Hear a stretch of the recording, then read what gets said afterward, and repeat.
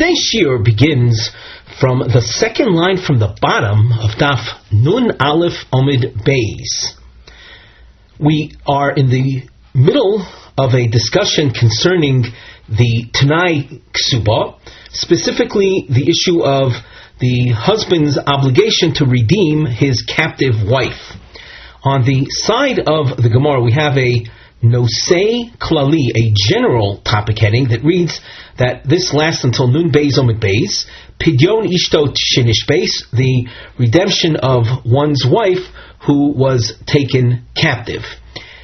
And as we go into the Gemara, we'll notice a crown shape, and under our Nosei Mivneh heading, the crown shape appears featuring a Machlokas Abaye V'Rava, Ba'almona L'Kohen Gadol, a Kohen Gadol who married, albeit improperly or illegally, he married a widow, a type of woman that a Kohen Gadol is not supposed to marry. He did so. Im yesh lo chiyuv lifdosa, does he have an obligation to redeem her if she is taken into captivity? L'Abaye chayev, according to Abaye, he is obligated. The efshur l'kayim ba, because through in her case, he is able to fulfill the original condition written into the Ksuba, which says that in the case of a woman married to a Kohen who's taken captive, since there is a chashash, since there is the fear that she was raped, and a wife of a Kohen who was raped cannot continue living with him anyway, the condition that is stated in the Ksuba with regard to wives of Kohanim is ahadrinoch lemedintoch, I will redeem you from captivity and send you back to your community, to your home, to your father's house, if you will. So since it's possible to fulfill that requirement, even though without her being taken captive, she was already prohibited to be with the Kohen Gadol. But her, so that her being taken into captivity isn't essentially the reason that she's being sent home. She should be sent home anyway. But since we're going to be able to fulfill the original condition regarding ransoming or freeing, redeeming one's wife from captivity according to the original language of the condition that you find by Kohen wives, namely Adrinoch Lebedintoch. So in this case too, the husband, in this case a Kohen Gadol, was obligated to redeem his wife, the Almona. L'Rava, according to Rava though, Eino Chayov, he is not obligated to redeem her. Me'achar de'isura eino machmas hashivia. Her prohibition to be with her husband, the Kohen Gadol, is not a prohibition that is rooted in the fact she was taken captive. It's rooted in the fact that he violated the halacha and married a woman he shouldn't have married. So, according to Rava, only when the continued coexistence with her husband, the Kohen, is a function of the captivity, then the Kohen husband is obligated to redeem her. But if her continued coexistence, cohabitation with the Kohen is something that's other than the mere fact she was taken into captivity, then according to Rava, the husband has no obligation to redeem her. Now, with that lengthy introduction in mind, we turn to the Gemara. Second line from the bottom of Nun Aleph Omid Beis, Uvekehenes ahadrinoch lemedintoch v'chulei. The condition written into the Ksuba, the Tanai Ksuba regarding redemption of wives, of Kohen wives, is, now that you are redeemed from captivity, I redeem you to send you home, because I can't continue living with you, because as we said before, of the chashash of ones having taken place, of her having been raped by the captors, thereby rendering her forbidden to the kahuna. Omar Abaye, Almona L'Kohen Gadol, Chayov Lifdosa. A widow who married a Kohen Gadol. Notice that this is also underlined and at number one of the examples Abaye will feature. On the top of Nun Beis Malav, there's another case, but in the meantime, the widow to the Kohen Gadol. The Kohen Gadol, if the almana is taken into captivity, he has to redeem her. One of the husband's obligations toward his wife, Shani Korei Ba, I refer to her the language, the text of her ksuba, which is uvekehenes. In the case of a kehenes, ahadrinoch lemedintoch, I redeem you to send you home, which is what would have been the case even if it wasn't an almona to a Kohen Gadol, any wife of a Kohen taken into captivity. So the original condition of Adrinoch Lemedintoch is still applicable. We continue at the top of Nun Beis Amud Aleph, Mamzeres Unesinu Yisrael. Here you have a forbidden marriage, and here to a Yisrael, to a general Yisrael, not to a Kohen. These are women that he should not have married, and he did. And then they're taken into captivity. Upon this marriage, there's a Tanai Ksuba, there's a Ksuba with the various conditions that are written in. In the case of a Yisrael wife that's taken into captivity in general, the condition that appears is that I redeem you and take you back as my wife. In this case, he's not supposed to do that, though. So, Eino Chayav Livdosa, the Yisrael who married the Mamzeres is an illegitimate child, a woman. She was born out of illegitimacy, or Nesina, a type of woman who comes from a people whose conversion to Judaism wasn't really accepted, and she, in an illegal fashion, married a Yisrael. If she's taken into captivity, does not have to redeem her. Eino chayav lifdoso she'eina nikorei ba. Because the condition that accompanies redemption is va'os vinoch li lintu, and I will take you back as my wife. He's not supposed to do that in this case. So Abaye says that he does not have to redeem her. Rava Omar. By the way, on that point of Mamzeres Yisrael, you'll see there's no argument between Abaye and Rava. Rava Omar, Kol she'isur shvia gorem law chayav lifdosa. Any situation where the captivity is that which results in her prohibition to continue with her husband, only the fact that she was taken into captivity, that's what causes her to be prohibited to continue with her husband, then the husband is obligated to redeem her. However, Isur Dover Acher Gorem law, if the prohibition to be with her husband is a function of something else, Eino chayav livdosa, then he does not have to redeem her. So if you take, for example, the case of Almona l'Kohen Gadol, her prohibition of being with him is not a function of the captivity into which she was taken, but rather it's because the Kohen Gadol is not to marry an Almona. So it's on this very point that Abaye and Rava argue, the Almona Kohen Gadol case. If, however, you take a look at the Mamzeres Unesinu Yisrael case, there's no argument. That's between Abaye and Rava. Abaye said he does not have to redeem her, and Rava will agree in the Mamzeres Unesinu to Yisrael case, he will not have to redeem her. The Rashi we'll look at together goes over these points.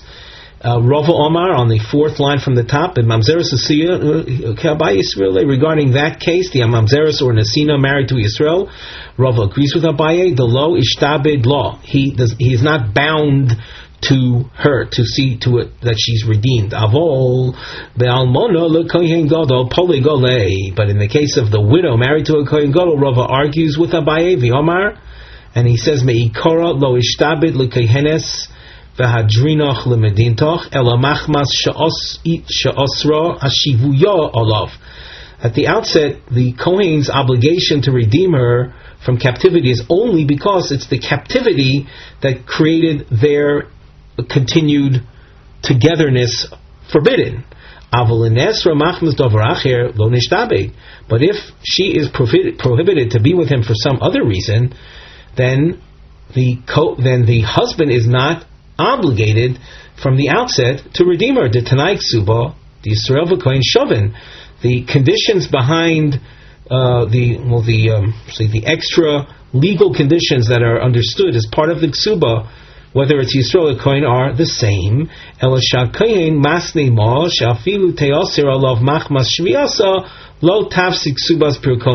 It's just that in the case of the Kohen, we go one step further, that it's understood that if she is taken into captivity, and as a result of the captivity she becomes Ozer to continue with her Kohen, the husband, she won't lose out from the rights to expect his redeeming her.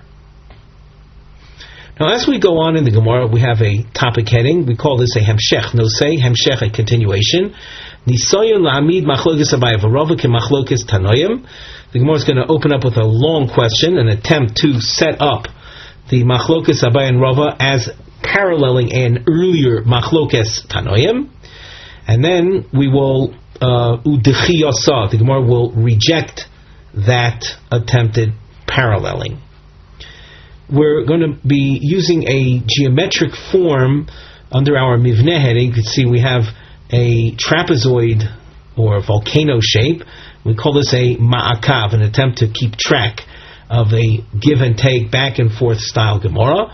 With the narrow part facing up, that represents kushos, questions or difficulties, and the inverted shape indicates shuvos, responses. You'll notice that as you skim down the page, that each one of these questions and answers appears as a rather long marking. So we open up with a suggestion, a question, Leimo ketanoi. Can we say that the machlokes Abaye and Rava is a machlokes Tanoim? The source begins, Hamadir es ishto v'nishbeis. A man forswore benefit from his wife, namely that his wife cannot benefit from him, and then she was taken into captivity. Rebbe Lezer Omer Podeh v'nosein lo subasa. He is to redeem her, even though he's going to have to divorce her because of the neder. He's not going to be able to continue living with her. In effect, he's not going to be able to take her back, but he nevertheless is obligated to redeem her. Rabbi Yeshua Omer nosein lo subasa ve'eno podeh. He gives her the ksuba, but he does not redeem her. This needs quite a bit of explanation, but in the meantime we must move on in order to just see the initial attempt of the Gemara. So we continue. Amar Rav Yehonasan, Shalti es Sumchus. I asked of Sumchus, that's the name of one of the Tanoim. Amar Rav Yeshua, Noisein lo ksubos ve'enu poideh. When Rav Yeshua ruled that he gives her the ksuba and does not redeem her, Keshidiro l'besof nishbeis, even b'shenishbeis l'besof hadiro. Is that a case where he made the vow and then she was taken captive, or even if she was taken captive and then made the vow? So that's the question in terms of order of events. Rabbi Yehonasan wanted to know what is the story behind Rabbi Yeshua. If we just glance together at Rashi, O benishbeis ulebesof hedira, klomar o afilu keshenishbeis ulebesof hedira nami omar. Would Rabbi Yeshua have said his din then as well, that he's not obligated to redeem her? V'afagav dikola meimar, even though there's room to say lo hedira elo lipotim min apidyon, that the only reason he forswore granting her benefit was just to get out of his obligation to redeem her. The Gemara continues, V'omar li, and Sumchus answered me, says Rabbi Yehonasan, lo shamati, I didn't hear about that. V'nirin dvarem shedira l'besof nishbeis. And it seems to me that Rabbi Yeshua said his din if he first had forsworn benefiting her, and then she was taken into captivity. The Amr is nishbeis l'besof hedira. If you would say that Rabbi Yeshua said his halacha that he doesn't have to redeem her even if she were taken first captive and then he made the neder, asila rume, he's going to be underhanded In other words, he's going to use her captivity as an excuse to forswearing benefit from her. Now, this source has been stated, and we want to make an assumption. My lav b'madir eshes kohen komiflagi, that we're dealing with a man who's a kohen who's married to a lady, and the man, the kohen, had made a neder not to benefit her. There's not the original neder that she shouldn't receive any benefit from him. The Abaye, the Omar, Rabbi Ozer. And if you set up the Machlokas, Rabbi Ozer and Rabbi Yeshua as that, then it would come out that Abaye, that said he's obligated to redeem, matches the opinion of Rabbi Ozer. Remember, Abaye said that when you're dealing with an Ashes Kohen, even if the reason for his inability to take her back is not rooted in the captivity, like in this case, it's rooted in the fact that he made a neder, he made a vow not to allow her to benefit from him. That's called an Isur Dover Acher. That even if his inability to take her back is a result of some outside prohibition, the Kohen is still obligated to redeem her. And that is what Abaye also said. So Abaye would parallel Rebbe Lezer. The Rava said that in the case of an Almona L'Kohen Gadol, since he couldn't take her back anyway, he's not obligated to redeem her. The Omer Rabbi Yeshua, he would then seem to parallel Rabbi Yeshua, who said that the Kohen who made a neder not to benefit his wife does not have to redeem her. The Gemara responds, Loi. That's not the analysis. In other words, the way we set things up to make Abaye and Rava parallel Reb Lozer and Reb Yeshua, that's not so. Here, what are we really talking about? Kagon shenodra ihi v'kayem lahu. It's not that the husband took the net, made the neder. She made a neder. She made a neder that she does not want to grant any benefit to her husband, and he substantiated the neder. Kayem lo, he seconded it, he backed it up. Everyone knows that when a wife takes a neder, the husband has the option of absolving it, of canceling it. It's called he may fear the neder. That's the case in which Rebbe Lezer and Rebbe Yeshua are arguing. Now, Rashi gives a little more background. So if we look together at the Rashi, Klomar, Rebbe Lezer, Rebbe Yeshua, Lav v'vugda Abaye v'Rava pligi. These Tanoim are not arguing along the lines of Abaye and Rava. If the issue was some type of outside prohibiting factor that's not vow related, Hinami b'kohenes al yedei neder, or the case of a Kohen's wife being taken into captivity, and there's also a vow, the kule alma, all of them, Rabbi Lezer and Rabbi Yeshua, ika Abaye, ika Rava, they would agree either with Abaye or Rava. Here, it's a very specific situation where she made a vow and the husband substantiated it.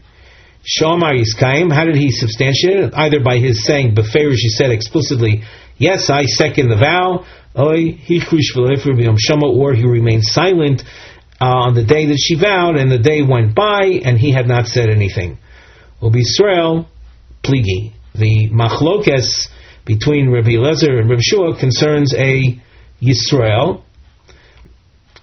The time of Rabbi Yeshua who said in this source, where the wife of a Yisrael had vowed and he substantiated it, and Rabbi Yeshua said he doesn't have to redeem her, the kosavar he nosnes of shinel v'neshchosoi, she put her finger in her mouth and bit it. Klomar he garma liatzma levatel tana, she brought it on herself. She caused herself to lose out on the condition stated in the Kesubos obligating a husband to redeem his wife.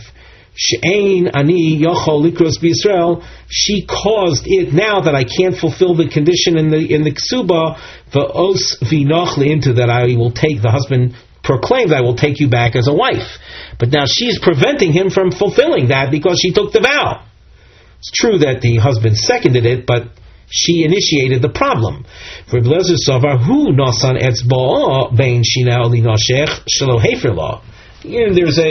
There's a certain figurative speech that you see here, dealing with the finger and someone biting it, but for our purposes, Rabbi Eliezer is saying that he is the one that is responsible for the vow to be a vow, insofar as his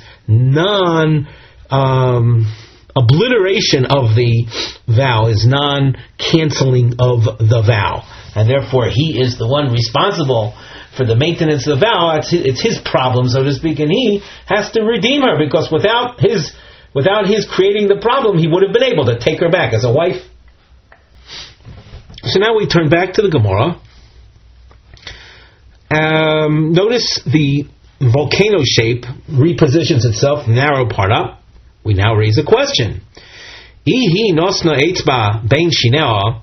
If she, through her taking the vow not to benefit the husband, is the one that is responsible, then ksuba my avidita. What's the right that she has to receive a ksuba? Now, if you notice in the source, we have a little arrow to the immediate left-hand side of the vortex. You can align this with the arrow above. At that point, Rabbi Yeshua said she gets a ksuba. But if she's vowing not to benefit her husband, why should she get the ksuba? The Gemara continues, V'su, and furthermore, here we have a quote from the source, Omer Rabbi Yonasan, Shalti esumchis kishom Rabbi Yeshua noisein lo ksuba ve'nopoide kishedir v'sof nishbeis o b'shenishbeis v'sof adira v'yomar lo shomati. Rabbi Yonasan told us that he had asked Sumchis concerning Rabbi Yeshua's din, what was the order of events, and Sumchis said, I didn't hear. If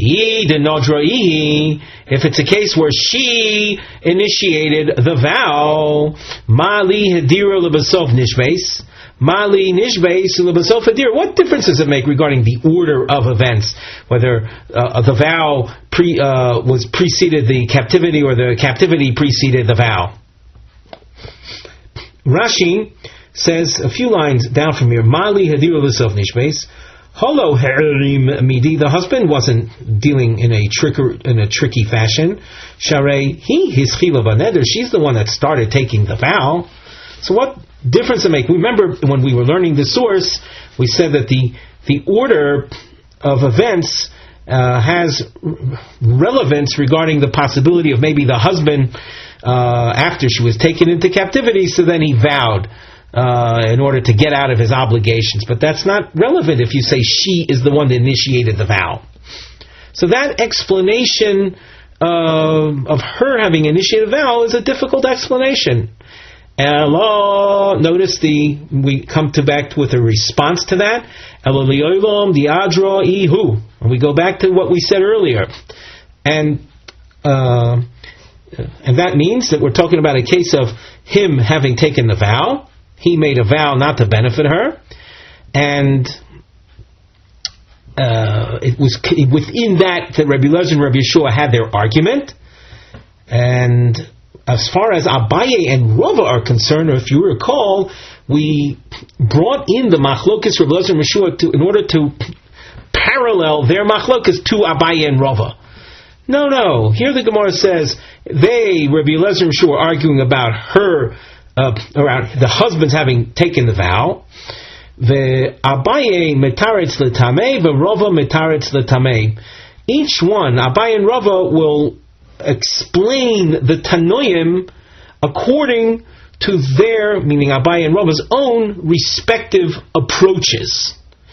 Just to review, Abaye's approach was that in the case of the Almona l'Kohen Gadol, even though there's an outside restrictive factor, the Kohen, is nevertheless obligated to redeem her because he wasn't going to take her back anyway. Rava disagreed on that point. the Rav is saying that in the case of Almona Kohen Gadol, only if it's a captivity-based reason for his inability to take her back does he have an obligation to redeem her. But if it's not a captivity-based restriction, then Rava says the Kohen doesn't have an obligation to redeem her. We already noted that there's a long answer marking here, and we pointed out that Abaye and Rava, each one, explain according to their own approaches. Just structurally, you'll see that you see the squiggle underline expression Abaye metaretz l'tamei, and this is Abaye's presentation of his opinion, and then at the end of his presentation, you'll notice we've underlined the names Rebbe Ozer and Rebbe Shua, where he features what point they are arguing about. And then Rava appears later. You can see again squiggle underline, where he presents his opinion on this matter with his presentation of the machlokes Tanoim. So now the Gemara. After saying Abaye metaretz l'tamei, Rava metaretz l'tamei, Abaye metaretz l'tamei, Almona l'kohen gadol, kule alma, lo pligi dechayev livdosa. This, of course, is Abaye's point of view, and hence he will tell you that all the Tanoim, Rabbi Eliezer and Rabbi Yeshua, will all agree that the Kohen is obligated to redeem her. And as far as Abaye is concerned, the reason for that is because the Kohen wasn't going to take her back anyway. The fact that she happens to also be because she's an Almona to a Kohen Gadol, that doesn't bother Abaye from the husband's obligation to still redeem her. The Rashi on this point, the Chayav Lifdoisa, Sharei ani korei ba, I still refer to her bein betchilas hatanai, bein besoif kiyumo, whether at the beginning of things or at the end of things. V'adrinoch lemedintoch, I'm sending you home. I'm going to redeem you to send you home. V'afagav d'isur davar acher goram la, even though it's an outside prohibition that's causing this to be, i.e., the Kohen Gadol married a woman he shouldn't have married. Hadrinoch lemedintoch, it's still a fulfillment of that aspect of the Kesubos, which said that a wife of a Kohen taken into captivity is going to be sent home. So she's going to be sent home, regardless of the fact that even at the outset of their marriage, she should have been sent home. So that's the first point.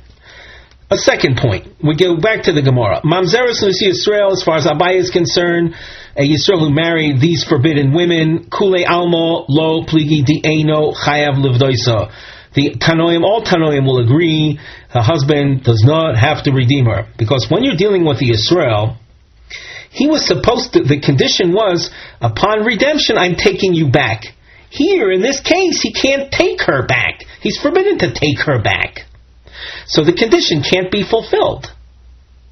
The condition, when we speak about the condition, we're speaking about the condition written in the Kesubos regarding the laws and expectations of husband's redeeming of wife.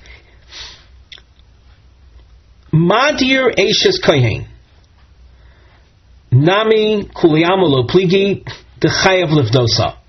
A Kohen who vowed not to benefit his wife, when they got married, the Kesubos contained a statement that if she's taken into captivity, he'll redeem her and send her back home. Now that he took the vow, the same thing. He's going to have to send her away. So as far as Abaye is concerned, even though there's now a factor that is other than the captivity issue, there's the vow issue, but since the original condition remains unchanged, i.e., Kohen redeeming captive wife is sent home, so he has to redeem her. Dahainu almona l'kohen gadol. This basically is the same form as the case of the almona l'kohen gadol.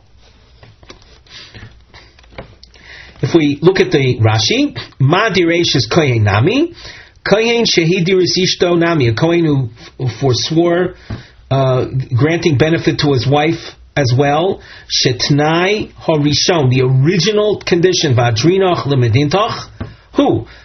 I'm going to redeem you to be sent home.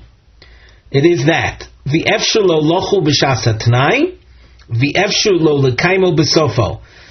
That it's possible to set in at the beginning when they got married and at the end as well. Chayav livdoisa, he has to redeem her. Dahainu ke'almona l'kohen gadol. This is the same format as the kohen gadol who married the almona.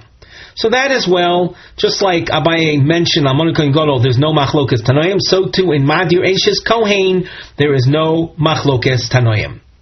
So what we have listed by way of markings, cases Aleph, Beis, and Gimel, are all cases of no machlokas. Keep ligi, when does a machlokas tanoim arise? B'madir eishes Yisrael. A non-Kohen married a woman, and then he made a vow not to grant her benefit. And then the woman is taken into captivity. When they married, could the condition have been fulfilled? Yes. Now, after they've been married and he made a vow, and then she's taken into captivity, can the condition of taking her back be met? No.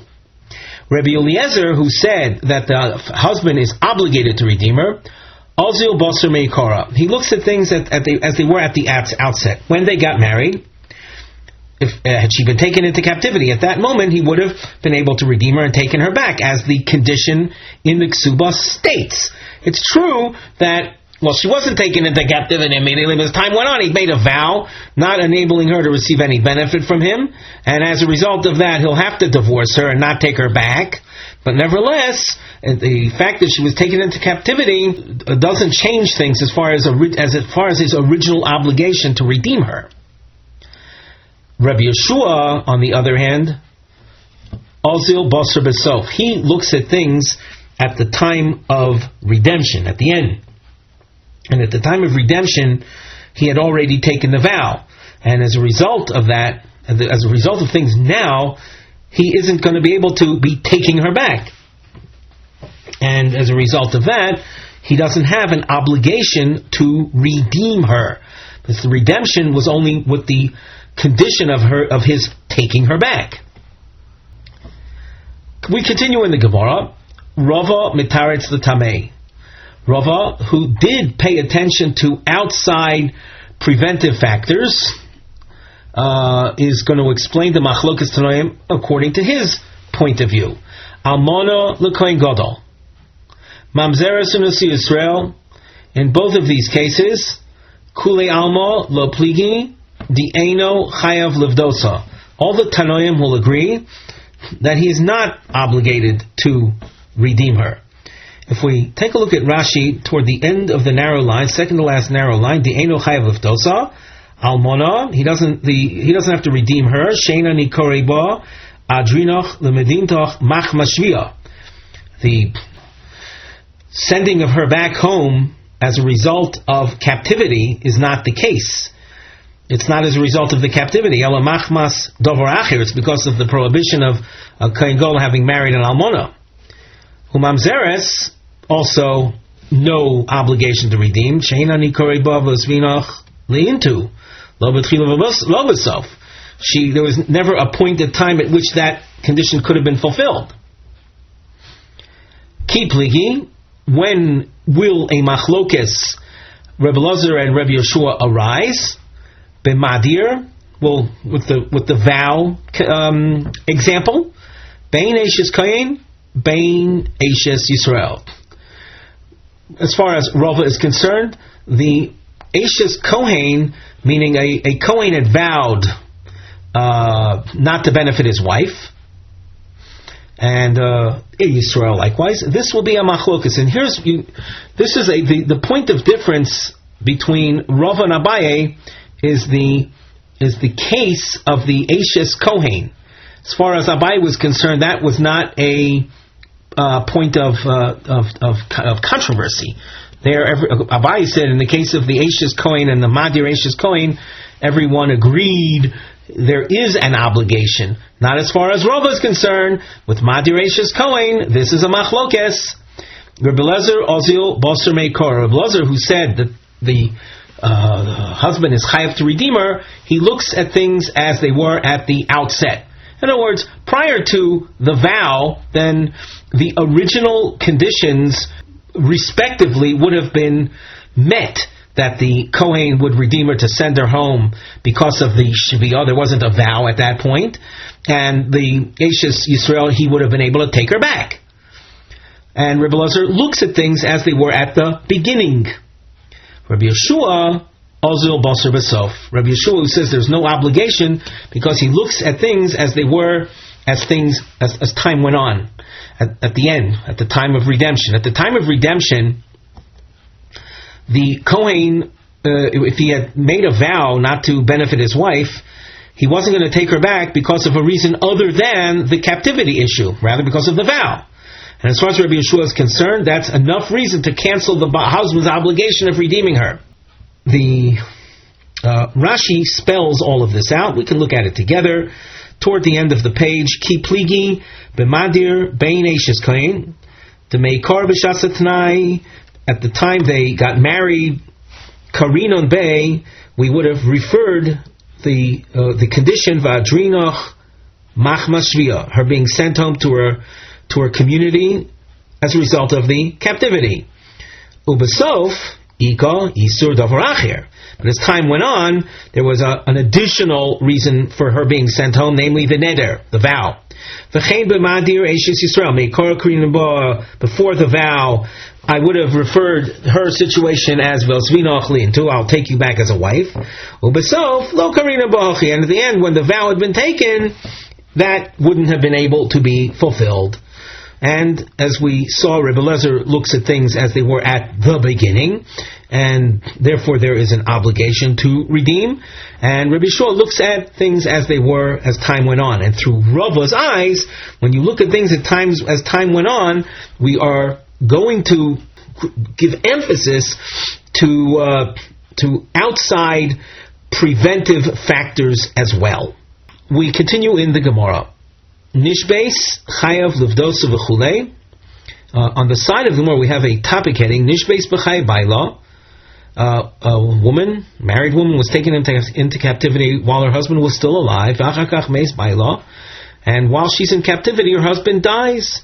Hayim hayorshim chayovim livdosa. Are the heirs obligated to redeem the woman who's now a widow? Tonu Rabbanan. Nishbeis b'chaya baila, v'achakach meis baila. Woman was taken into captivity while her husband was still alive, and then he died while she was in captivity. Hikir bo baila. If her husband, before he died, became aware of her being in captivity, then yorshin chayovim livdoisa. Then the heirs, the people that inherit their father, have to redeem their father's wife. It's as if they, by the husband becoming aware, so that creates the obligation for her to be redeemed, even if he's not around at that time, at the time that the redemption would take place. Lo hikir bo by law, if the husband never became aware of her having been taken into captivity, ein yorshim chayovim livdosa, then the heirs are not obligated to redeem her. Levi sovar lemevad uvda ki ha masnisa. Levi had an intention to rule. Mevad uvda is to act accordingly, to rule in a practical case, in an actual case based on this source. Omerle Rav. Rav tells Levi, Hachi Omar Habibi. Habibi is Rabbi Chia, his uncle, Rav's uncle. Les hilchasa ki ha masnisa. The halacha does not follow that source. Ela ki ha desanya. The halacha follows rather the following source, and you'll see as we go on there is a point of difference. The source reads: Nishbeis lachar misas baila ein hayisam chayavim livdoisa. A widow who is taken into captivity, so the heirs do not, the heirs, in other words, those who inherited her husband's estate, his heirs do not have to redeem her. Not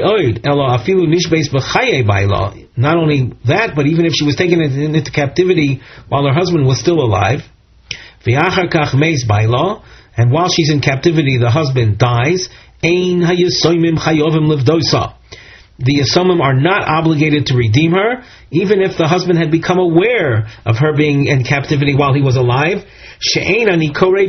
because I can't fulfill, with the husband dead, you can't fulfill the clause of Osvinoch Lintu, I will take you back as my wife. He's dead.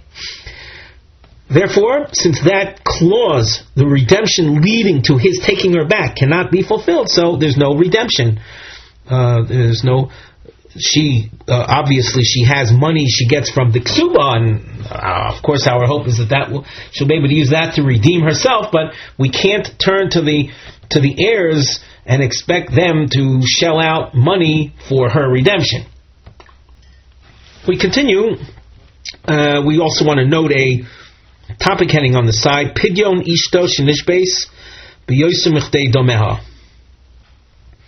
The redemption of one's wife who was taken into captivity at a rate more than her value. There's a concept of a person's value. If, let us say, they were to be sold as a slave in the slave market, how much would a person pay for that individual? So that is what we would say is their value. There might be more to say on that particular topic, but we're just going to work with this given that a person has what's called Kedei Domo. The Gemara, Tonu Rabbana, Nishbeis Vayumevakshin Mimenu Al Asora B'Domea. Wife was taken into captivity, and they turned to the husband with a request to ransom her for 10 times, up till 10 times her value. Pam Rishona Podat. Well, the first time it happens, he redeems her. Mikan velech rotza poida rotzeina poida. Beyond that, if he wants to again pay for her redemption, he can. If not, not. The Rabbanon, in establishing husband's obligation to redeem, it's only a one-time obligation.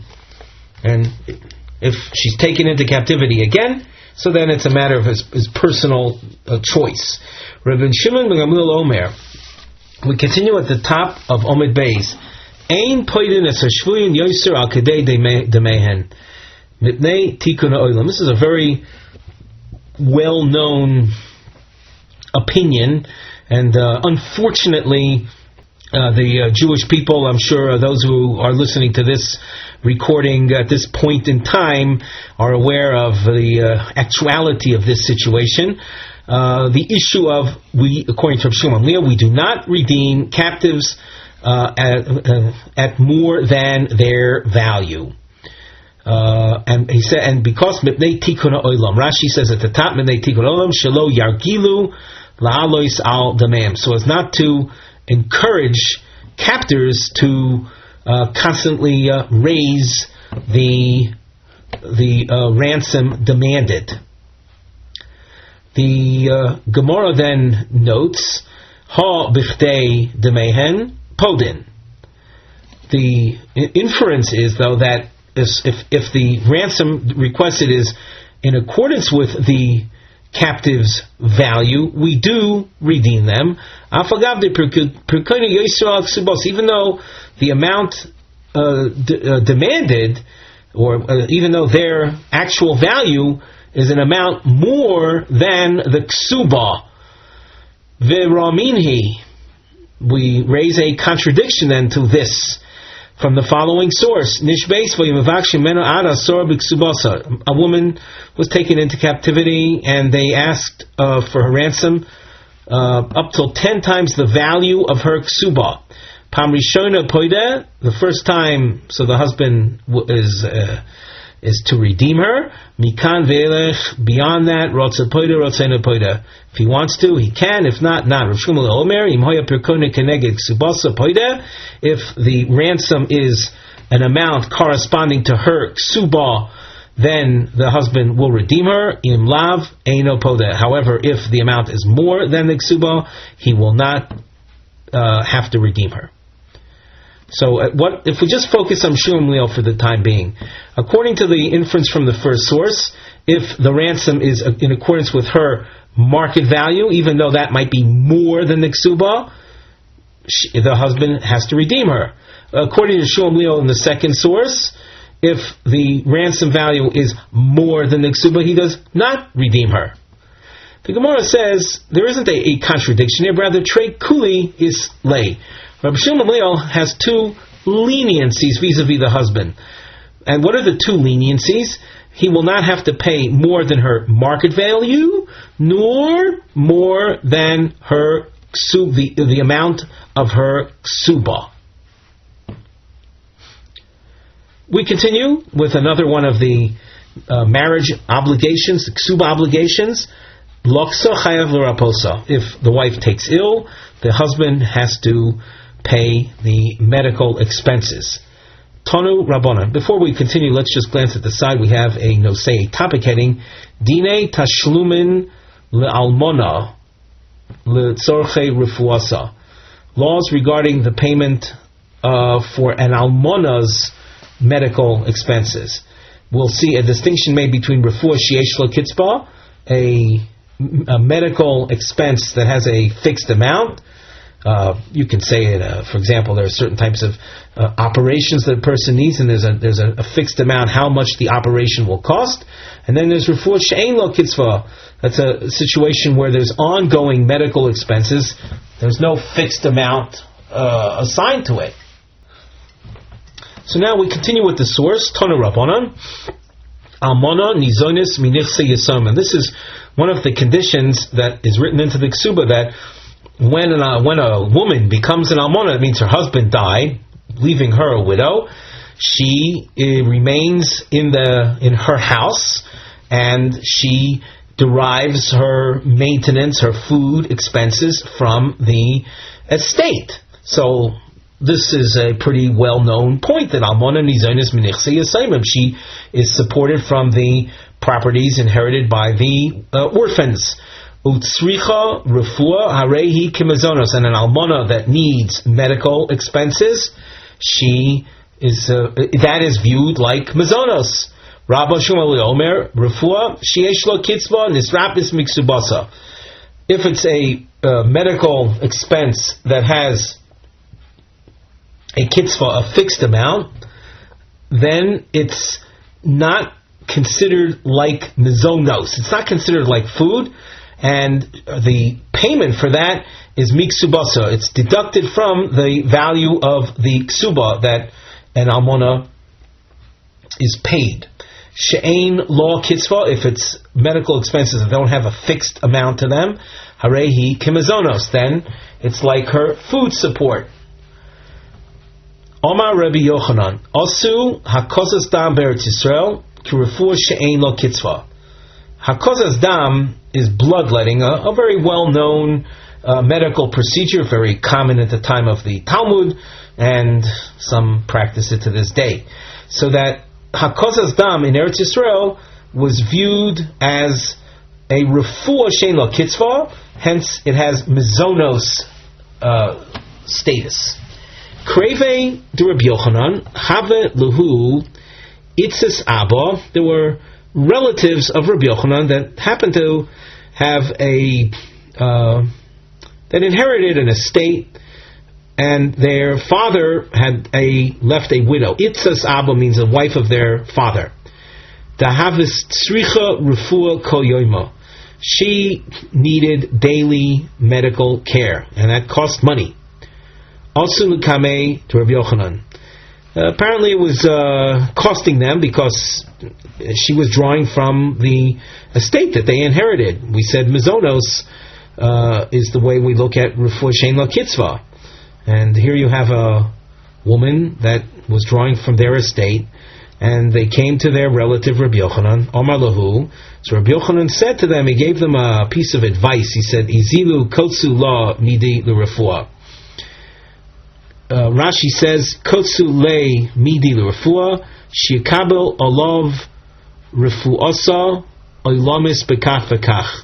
In other words, tell your relative that he should accept upon himself her refuah. I will accept, let's say, a certain amount of money to cover her medical expenses. And then Rabbi Yochanan said, and by doing that, by establishing a fixed amount for her medical needs, the medical needs will not be viewed anymore as mizonos, and it will be paid from her ksuba. Then a second stage of events takes place. Omar Rabbi Yochanan. Rabbi Yochanan regrets that he had given them this advice. Asinu atzmeinu k'orchei hadayonim. Rabbi Yochanan says, we made ourselves to be like orchei hadayonim. Rashi explains, k'orchei hadayonim, oyev echad mibalei dinim, is someone who shows favoritism to one side in an argument between two litigants. Umatrim zechuyosov ladayon ve'orech hadin lifnei hadayonim lizchuso. An orech hadin or orchei dayonim are people that set up the case, the arguments for one of the two sides to make a strong claim in front of the judges. We turn back to the Gemara, and that is something that is we in traditional Jewish law object to. So orchei hadayonim, people who set up the arguments for one of the sides in a legal argument. So the Gemara wants to know what exactly governed the Rabbi Yochanan's behavior. At first, he gave the one side, the heirs' side, a piece of advice, and then he regretted that. Meikora my sovar lubesof my sovar. At the beginning, that he gave the advice to basically save them from paying all those medical expenses. What was Rabbi Yochanan thinking when he said to convert her medical expenses into a fixed amount? And then his regret, what was he thinking? Me'ikara savar. At first, Rabbi Yochanan held, when it comes to your relatives, do not hide yourself. As we said, it was his relatives that were complaining that there had been one of their relatives died, and there was a widow who was drawing from the inheritance for her constant medical expenses. So Rabbi Yochanan said this: my relatives are losing out. A person should not hide himself from his flesh, from his besorchas. His relatives, don't hide yourself. Help them out. But then when he regretted that, he figured Odom Choshuv Shaini. And when it comes to a person of importance like himself, like Rabbi Yochanan, it's different. There he has to play neutral, not to appear, as we said before, as one of the Orchei Hadayonim.